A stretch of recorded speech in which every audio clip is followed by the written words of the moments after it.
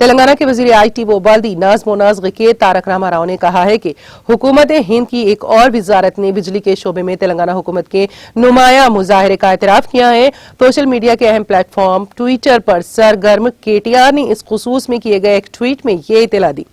उन्होंने साथ ही कहा कि तेलंगाना की बिजली की कंपनी जैनको और कोयले की कानों की कंपनी सिंगारेनी कॉलरीज को पूरे मुल्क में सबसे ज्यादा प्लांट लोड फैक्टर PLF के साथ पहला और दूसरा मुकाम दिया गया है। उन्होंने कहा कि कौमी सतह पर PLF 54% है, जबकि तेलंगाना में ये 72% है। वजीर मौसूफ ने इस ट्वीट के साथ तेलुगु के मौखर अखबार का तराशा भी पोस्ट किया है, जिसमें इस खबर की सुर्खी लगाई गई है।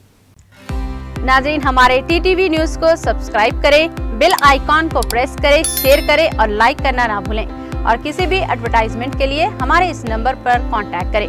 हमारा नंबर है 9550102020 पर।